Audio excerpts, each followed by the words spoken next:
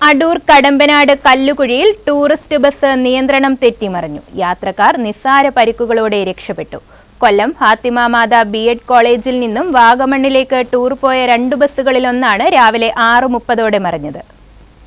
കൊല്ലം Pallimukku Fathima memorial ബി.എഡ് കോളേജിൽ നിന്ന് വാഗമണ്ണിലേക്ക് വിനോദയാത്രയ്ക്ക് പോയ സംഘം സഞ്ചരിച്ച ബസ് മറിഞ്ഞാണ് അപകടം നടന്നത്. നിരവധി വിദ്യാർത്ഥികൾക്ക് അപകടത്തിൽ പരിക്കേറ്റു. പത്തനംതിട്ട അടൂർ കടമ്പനാട് വെച്ചാണ് വാഹനാപകടം സംഭവിച്ചത്.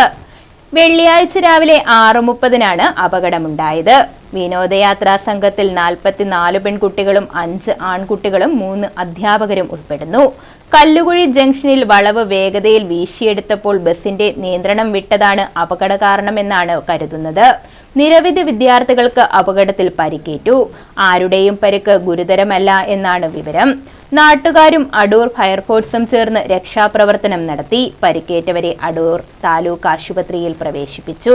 മോട്ടോർ വാഹന വകുപ്പ് അപകടത്തിന്റെ കാരണം അന്വേഷിക്കും. News bureau, Adoor.